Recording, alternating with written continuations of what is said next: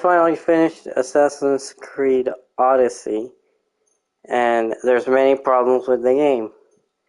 Now, I didn't really have B-roll, so just enjoy this view of Spider-Man the cat for Miles Morales while I talk.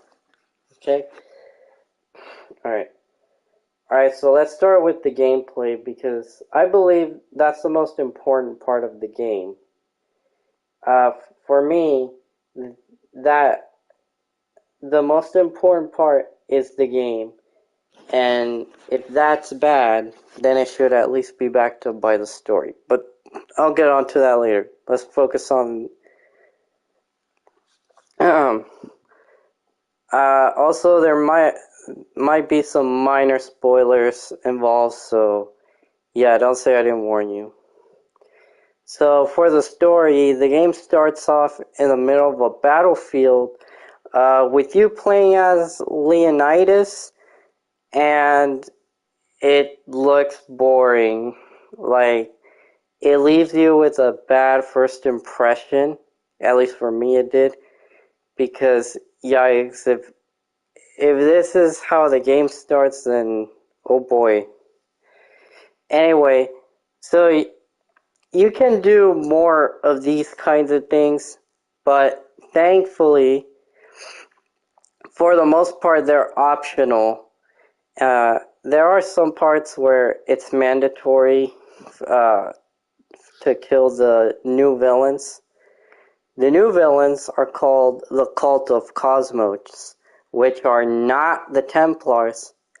Oh yeah, did I forget to mention there aren't any assassins except for the First Blade DLC? So it shouldn't even be called Assassin's Creed because there's no assassins in the base game. Instead, you play as a mercenary who happens to have a literal eagle vision like Bayek does. And when you start the game, you have the option to choose between Cassandra and Alexios. Now, you would think that Alexios is the canon choice, right? Because he's in all the promos, he's in the game cover, the posters, some of the trailers. So you think he's the canon choice, right? Wrong. It's actually Cassandra.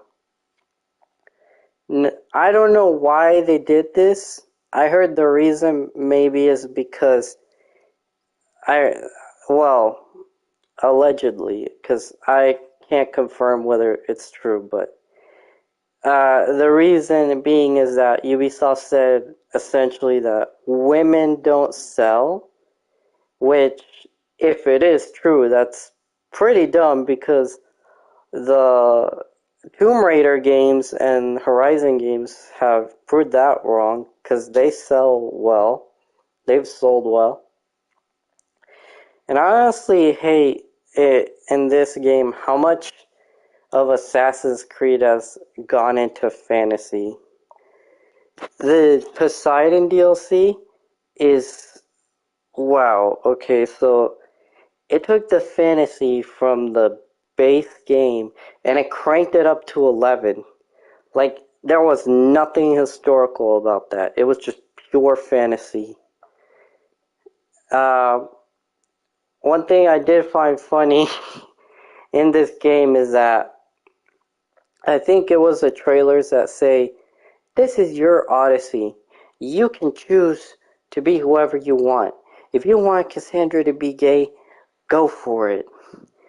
But then that becomes all of that gets thrown out the window because spoilers. In the first played DLC, you fall in love with a guy and you have a son with him. It may be your Odyssey, but it doesn't mean it's the canon Odyssey, I guess. It doesn't mean it's canon. Well, anyway, and so as I said, never mind the story. So as I said earlier, for me, the gameplay should be the most important, right? So how's the gameplay? It's pretty boring.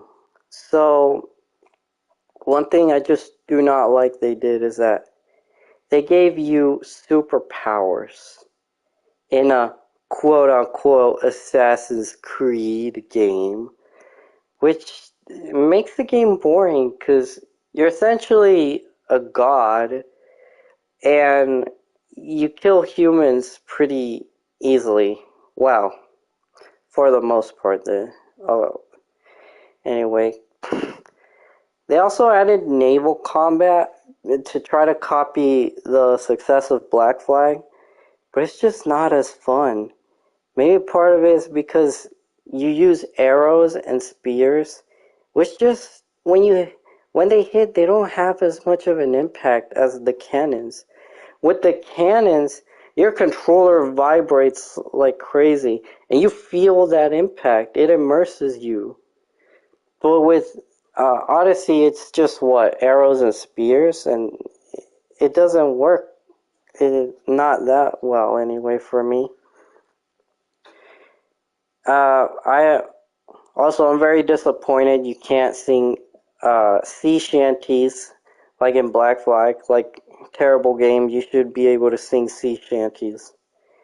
Anyway, so one of the most essential features in Assassin's Creed is pointless. Now, can you guess what the essential feature is? Apart from Hidden Blade, because obviously the Hidden Blade, you don't have a Hidden Blade. Assassins don't even exist. Well, except for that DLC, but even then, you don't get it.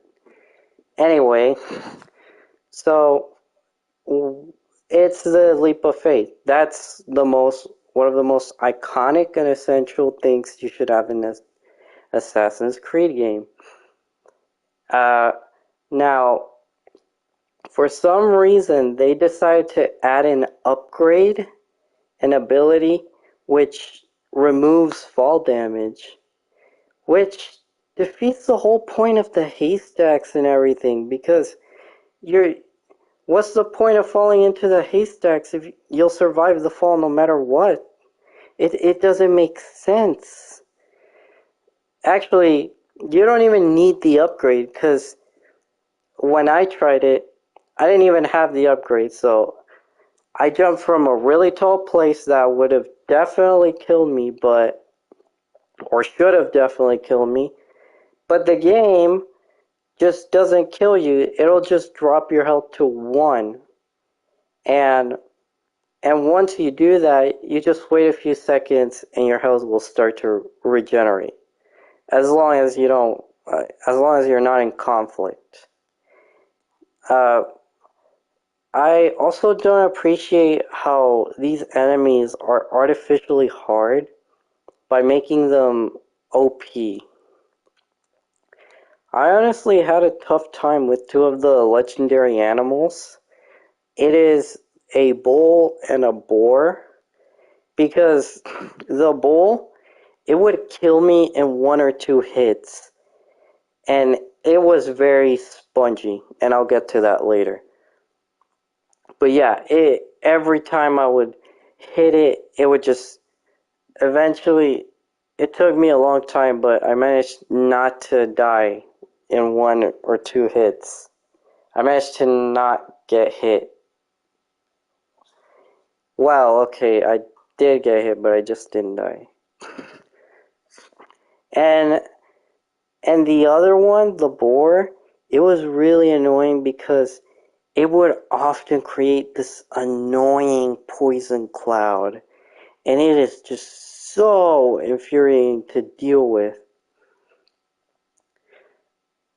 Now, what makes it worse is that, as I said earlier, the enemies are very spongy.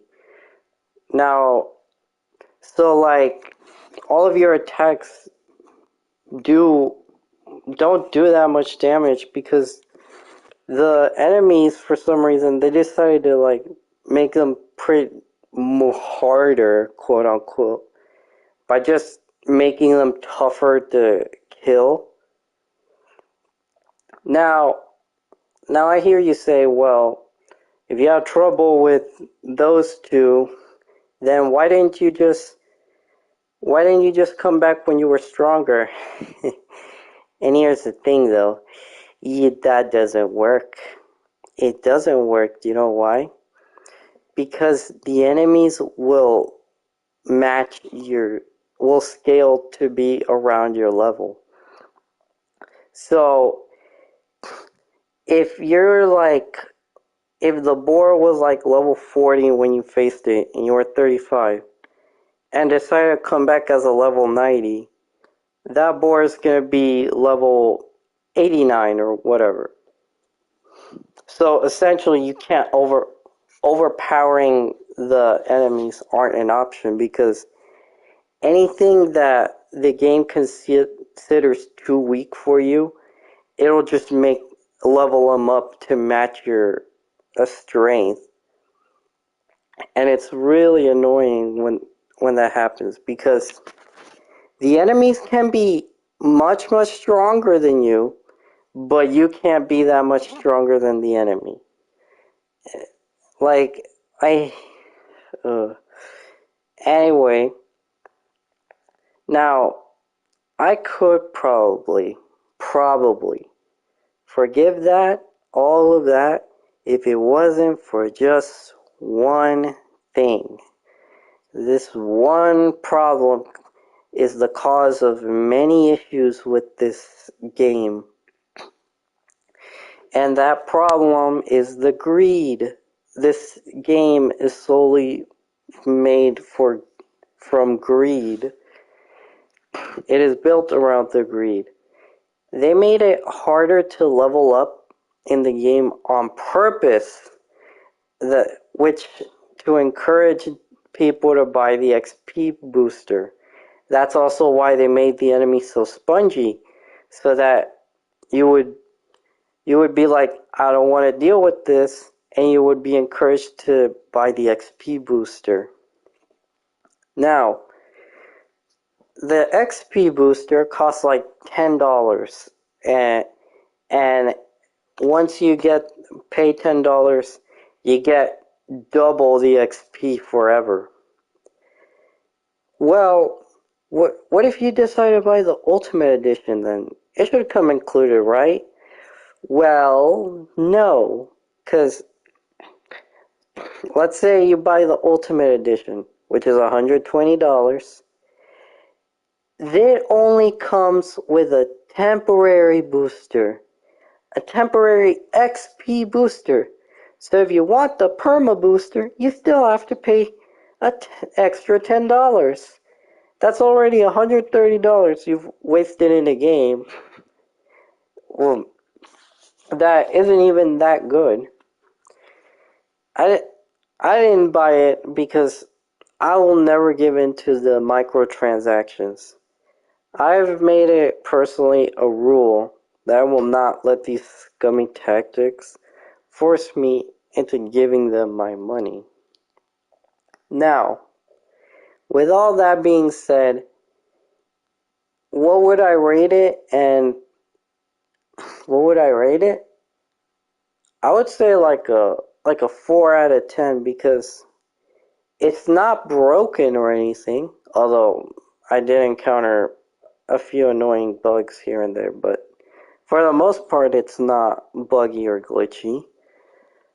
But just the sole fact that they made their game so entirely just to get you to pay for the XP booster. I would have given it a 5, but that drops it down to a 4. And honestly, like, the game isn't even that good. Like, I paid $10 for the gold edition, and yeah, I guess it is worth like $10, but no more than that. It's not worth the $60 it is right now. But yeah, like, overall, this game shouldn't even be called Assassin's Creed Odyssey. It should be called Well, I was gonna say Assassin's Greed Odyssey, but as I said, there's no assassin, so it should just be called the Greed Odyssey. Um, but yeah, that's my review of uh, that game, and that's about it. See ya.